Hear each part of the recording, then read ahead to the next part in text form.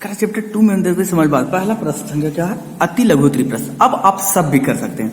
अति लघु उत्तरी प्रश्न 20 शब्दों में उत्तर दे। पहला प्रश्न क्या करा? पूंजीवाद क्या है? कौन बाद? पूंजीवाद। पूंजीवाद क्या है? जो प्रश्न करा पहला, तो पहला करा पूंजीवाद क्या है, तो देखते हैं उत्तर। जिसमें उत्पादन, व्यापार और उद्योग के साधनों पर स्वामित्व एवं नियंत्रण निजी व्यक्तियों या निगमों द्वारा किया जाता है, वह पूंजीवाद कहलाता है। तो प्रश्न संख्या पहला का ये आंसर हुआ। उसी प्रकार हम लोग चलते हैं प्रश्न संख्या कै, तो सर प्रश्न संख्या 2 नंबर, कै नंबर 2 नंबर। प्रश्न संख्या 2 में कह रहा खूनी रविवार क्या है, तो उत्तर होगा जार की सेना ने निहत्थे लोगों पर गोलियां बरसाई जिसमें हजारों लोग मारे गए, इसलिए 9 जनवरी 1905 को खूनी रविवार के नाम से जाना जाता है। प्रश्न संख्या कितना हो गया? 2 का ये आंसर हो गया। उसी प्रकार प्रश्न संख्या 3, अक्टूबर क्रांति क्या है? कौन क्रांति? अक्टूबर क्रांति। उत्तर प्रश्न संख्या 3 कह रहा कि खूनी रविवार क्या था? 2 एक बार देख लेते फिर से। जार की सेना ने निहत्थे लोगों पर गोलियां बरसाई जिसमें हजारों लोग मारे गए, इसलिए 9 जनवरी 2005 को खूनी रविवार के नाम से जाना जाता है। प्रश्न संख्या 3 में क्या करा? अक्टूबर क्रांति क्या है? 1917 की रूस की महान क्रांति को अक्टूबर क्रांति भी कहा जाता है। 1917 की रूस की क्रांति को ही क्या कहा जाता है? अक्टूबर की क्रांति कहा जाता है। सर्वहारा प्रश्न संख्या 4 का आंसर। आप क्या कर सकते हैं? इसको देख देख के सब भी कर सकते हैं, लिख लीजिए। सर्वहारा वर्ग किसे कहते हैं? प्रश्न संख्या कह रहा कि सर्वहारा वर्ग किसे कहते हैं? उत्तर समाज का वैसा वर्ग जिसमें किसान, मजदूर एवं आम गरीब लोग शामिल होते हैं, वह सर्वहारा वर्ग कहलाता है। प्रश्न संख्या 5, तो 5 देखते हैं। प्रश्न संख्या 5 क्या कह रहा? क्रांति से पूर्व रूसी किसानों की स्थिति कैसी थी? क्रांति के पूर्व किसान की स्थिति अत्यंत दयनीय थी। वो करों से क्या थे? करों के बोझे से दबे हुए थे। ये किसानों का स्थिति थी रूसी क्रांति के समय। अब चलते हैं हम लोग लघु उत्तरी प्रश्न में। कौन उत्तरी प्रश्न? लघु उत्तरी प्रश्न में चलते हैं। लघु उत्तरी प्रश्न क्या करा? 60 शब्दों में उत्तर दे। पहला प्रश्न, रूस क्रांति के किन्हीं 2 कारणों का वर्णन करें। कौन क्रांति? रूसी क्रांति के किन्हीं 2 कारणों का वर्णन करें। उत्तर पहला, जार की निरंकुशता एवं आयोग शासन रूस में एक राजनीतिक संरचना स्थापित की थी। गलत सलाहकारों के कारण जार की स्वेच्छा चरित्र, कौन चरित्र? स्वेच्छा चरित्र बढ़ती गई और जनता की स्थिति बद से बदतर होती गई। 2 में कृषकों की दयनीय स्थिति, कृषकों के पास पूंजी का अभाव था तथा करों के बोझ से वे दबे हुए थे। ऐसे में किसान के पास क्रांति के सिवा कोई चारा नहीं था। ये था प्रश्न संख्या 2 का 1 का आंसर। अब हम लोग चलते हैं प्रश्न संख्या 2 का आंसर। लीजिए, आप सब भी कर सकते हैं। वीडियो पॉज कर करके क्या कीजिए, लिखते जाइएगा आप। प्रश्न संख्या 2 का, रूसीकरण की नीति क्रांति हेतु कहाँ तक उत्तरदायी था? उत्तर सोवियत रूसी विभिन्न राष्ट्रीयताओं का देश था। यहाँ मुख्यतः स्लाव जाति के लोग रहते थे। इसके अतिरिक्त फिन, पोल, जर्मनी, यहूदी आदि अन्य जातियों के लोग भी थे। वे विभिन्न भाषा बोलते तथा इनका रस्मन रिवाज भिन्न भिन्न था, परंतु रूस के अल्पसंख्यक जार निकोलस द्वितीय द्वारा जारी की गई रूसीकरण की नीति से परेशान थे। इसके अनुसार देश की सभी लोग पर रूसी भाषा, शिक्षा और संस्कृति को लादने का प्रयास किया गया। इससे अल्पसंख्यकों में हलचल मच गई और 1868 ईस्वी में इसी नीति के विरुद्ध पोलो ने विद्रोह किया तो निर्दयपूर्वक उसका आक्रोश बढ़ता चला गया। ये था आपका प्रश्न संख्या 2 का आंसर। उसी प्रकार हम लोग चलते हैं प्रश्न संख्या 3 की ओर चलते हैं। प्रश्न संख्या 3 में क्या कह रहा?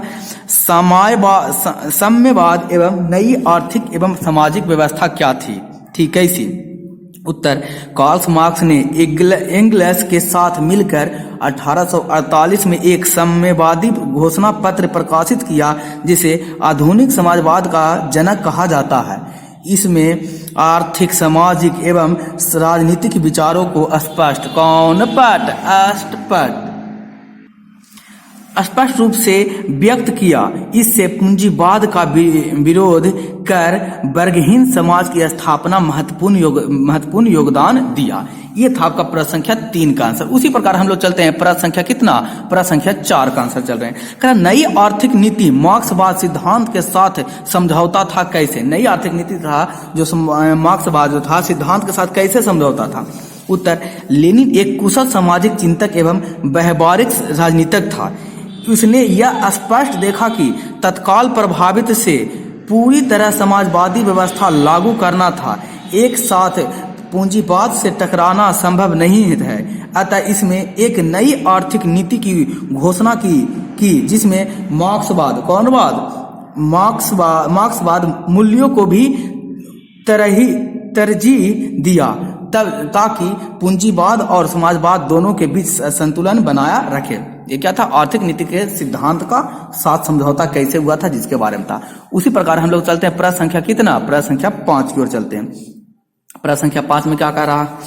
प्रथम विश्व युद्ध में रूस की पराजय क्रांति हेतु मार्ग प्रशस्त किया कैसे? उत्तर होगा, प्रथम विश्व युद्ध में रूस की पराजय रूसी क्रांति का तत्कालीन कारण बना, क्योंकि युद्ध के मध्य जार द्वारा सेनापति का कमान अपने हाथों में लेने के कारण जरीना और उसके तथा कथित गुरु रासपुटिन जो पादरी थे जैसे निकृष्टतम व्यक्ति को षड्यंत्र करने का मौका मिल गया, जिसके कारण राजतंत्र की प्रतिष्ठा और भी गिर गई। ये था प्रश्न संख्या 5 का आंसर। अब है दीर्घ उत्तरी प्रश्न। कौन उत्तरी प्रश्न? दीर्घ उत्तरी प्रश्न 150 शब्दों में उत्तर दें। कौन प्रश्न? दीर्घ उत्तरी प्रश्न 150 शब्दों में उत्तर दें। पहला प्रश्न करा, रूसी क्रांति के कारण की विवेचना करें। रूसी क्रांति के कारण को विवेचना करें। उत्तर, पहला, रूसी क्रांति के कारण निम्नलिखित है। पहला जो पॉइंट है, पहला कारण है जिसके पर हम लोग क्या करते हैं, चर्चा करते हैं। पहला कारण क्या है? जार की निरंकुशता। जार निकोलस द्वितीय जिसके शासनकाल में क्रांति हुई थी। इसके शासनकाल में क्या हुआ था? क्रांति हुआ था।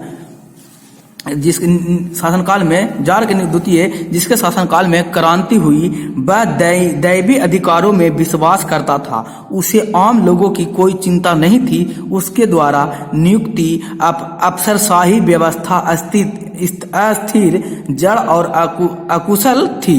अतः जनता की स्थिति बद से बदतर होती गई। यही कारण था, जनता की स्थिति बद से बदतर होती चली गई। और हम लोग दूसरा कारण इसका जानते हैं, मजदूरों की दयनीय स्थिति। मजदूरों को दयनीय स्थिति कैसी थी?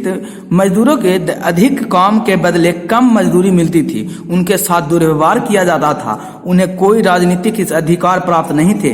वे अपने मांगों के समर्थन में हड़ताल भी नहीं कर सकते थे। उसी प्रकार से तीसरा कारण क्या है जो देखते हैं, कृषि के दयनीय स्थिति क्या था? कृषकों की पास पूंजी का अभाव था तथा वे करों के बोझ से दबे हुए थे। ऐसे में उसके पास क्रांति के सिवा कोई चारा नहीं था। उसी प्रकार हम लोग अगला 5वां पॉइंट चलते हैं। औद्योगिकरण की समस्या क्या था? रूस में राष्ट्रीय पूंजी का अभाव था। यहाँ औद्योगिकरण के लिए विदेशी पूंजी पर निर्भर थी। विदेशी पूंजीपति आर्थिक शोषण को बढ़ावा दे रहे थे। अतः चारों ओर असंतोष का क्या था? असंतोष बना हुआ था। अगला पॉइंट में इसी का हम लोग देखेंगे, रूसीकरण की नीति। जार निकोलस द्वितीय ने विभिन्नताओं का ख्याल न करते हुए देश के सभी लोगों पर रूसी भाषा, शिक्षा और संस्कृति को लादने का प्रयास किया, जिससे जनता में राजतंत्र के प्रति असंतोष बढ़ने लगा। उसी प्रकार हम लोग अगला प्रश्न की ओर चलेंगे, विदेशी घटनाओं का प्रभाव। क्रीमिया के युद्ध में रूस की पराजय ने आर्थिक सुधारों का युग आरंभ किया। तत्पश्चात 1904 से 5 में रूस जापान युद्ध ने रूस में प्रथम क्रांति और प्रथम विश्व युद्ध ने बोल्शेविक क्रांति का मार्ग प्रस्तावित किया। उसी प्रकार हम लोग आगे देखते हैं, अगला तरह से करते हैं। आगे क्या करा? मार्क्सवाद का प्रभाव तथा बुद्धिजीवियों का योगदान। लियो टॉल्स्टॉय, दोस्तोयेव्स्की, तुर्गेनेव जैसे चिंतक वैचारिक क्रांति को प्रोत्साहन दे रहे थे। रूस के औद्योगिक मजदूरों पर कार्ल मार्क्स के समाजवादी विचारों का पूर्ण प्रभाव था। रूस का पहला साम्यवादी प्लेटों ने जारशाही का अंत कर समाजवाद व्यवस्था को स्थापित करना चाहता था। उन्हें 1898 में रशिया सोशल डेमोक्रेटिक पार्टी की स्थापना की। 1903 में साधन एवं अनुशासन के मुद्दे पर पार्टी में फूट पड़ गई।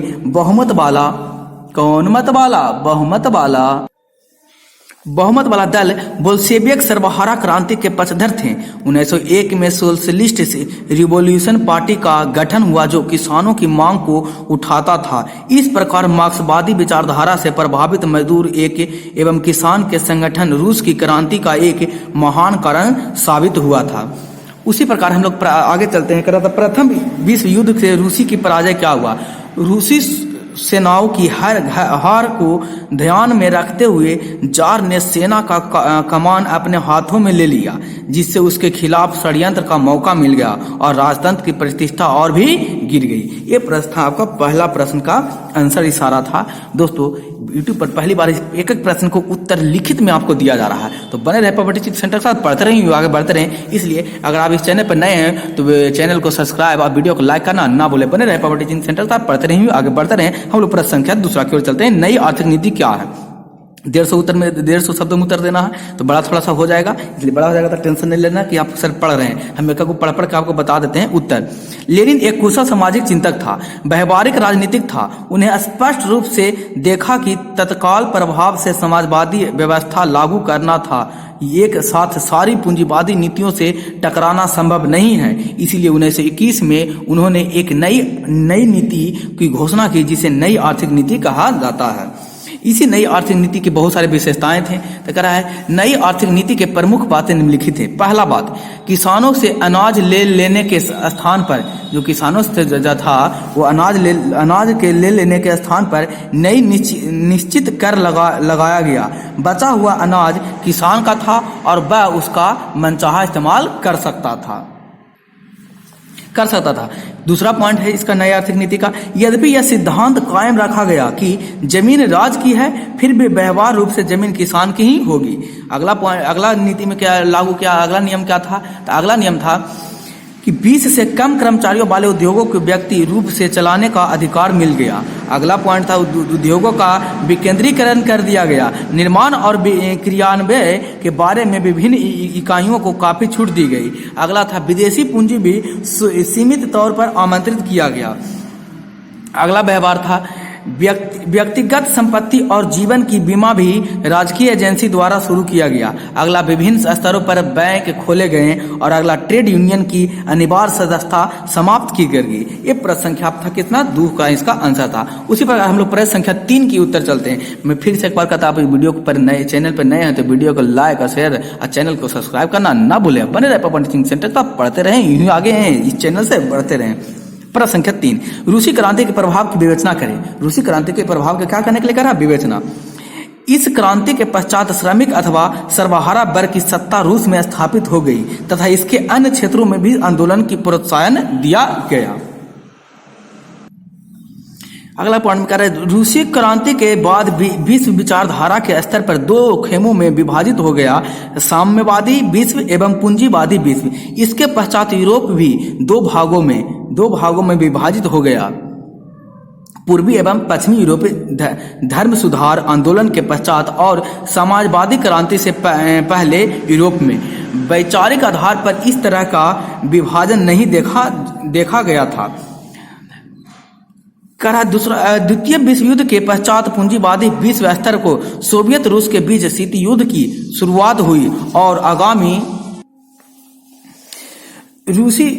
द्वितीय विश्व युद्ध के पश्चात पूंजीवादी विश्व तथा सोवियत रूस के बीच शीत युद्ध का शुरुआत हुआ और आगामी 4 दशकों तक दोनों खेमों के बीच शस्त्र की होड़ चलती रही। रूसी क्रांति के पश्चात आर्थिक आयोजन के रूप में एक नवीन आर्थिक मॉडल आया। आगे पूंजीवादी देशों में भी परिवर्तित रूप से इस मॉडल का अपना लिया। इस प्रकार स्वयं पूंजीवादी के चरित्र में भी परिवर्तन आ गया। इस क्रांति की सफलता ने एशिया और अफ्रीका के उपनिवेशक मुक्ति को भी प्रोत्साहित किया, क्योंकि सोवियत रूस की साम्यवादी सरकार ने एशिया और अफ्रीका के देशों में होने वाले राष्ट्रीय आंदोलन को वैचारिक समर्थन प्रदान किया। प्रश्न संख्या 4, कार्ल मार्क्स की जीवन एक सिद्धांत का वर्णन करें। कार्ल मार्क्स के जो जीवनी है उसका सिद्धांतों का वर्णन करें। प्रश्न संख्या 4 का आंसर है 150 शब्द में उत्तर देना है, तो देखते हैं हम लोग उत्तर देते हैं। कार्ल मार्क्स का जन्म 5 मई 1818 ईस्वी को जर्मनी में राइन प्रांत के ट्रियल नगर में एक यहूदी परिवार में हुआ था। कार्ल मार्क्स के पिता हेनरी मार्क्स एक प्रसिद्ध वकील थे जिन्होंने बाद में चलकर ईसाई धर्म ग्रहण कर लिया था। मार्क्स ने बोन बीबी में विधि की शिक्षा ग्रहण की, परंतु 1836 में बर्लिन बीबी चले गए जहां उनके जीवन को एक नया मोड़ मिला। मार्क्स हिंगले की विचारों से प्रभावित थे। 1843 में उन्होंने बचपन की मित्र जेनी से विवाह किया। उन्होंने राजनीतिक एक सामाजिक इतिहास पर मॉन्टेस्क्यू तथा रूसो के विचारों का गहन अध्ययन किया। कार्ल मार्क्स की मुलाकात पेरिस में 1844 ईस्वी में फ्रेडरिक एलेंग्स से हुई, जिन्होंने जीवन भर उनकी गहरी मित्रता बनी रही। एंग्लो के विचारों एवं रचनाओं से प्रभावित होकर मार्क्स ने भी श्रमिक के कष्टों एवं उनकी कार्यों की दशाओं पर गहन विचार करना आरंभ कर दिया। मार्क्स ने एंग्लो के साथ मिलकर 1948 ईस्वी में एक समाजवादी घोषणा पत्र प्रकाशित किया, जिसे आधुनिक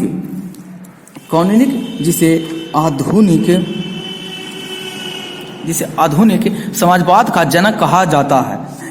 उपयुक्त घोषणा पत्र में मार्क्स ने अपने आर्थिक, सामाजिक और राजनीतिक विचारों को स्पष्ट रूप से व्यक्त किया।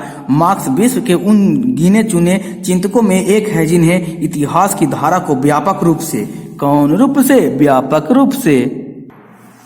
प्रभावित किया, और मार्क्स ने 1867 ईस्वी में दास कैपिटल नामक पुस्तक की रचना की, जिसे समाजवादियों की बाइबिल की भी कहा जाता है।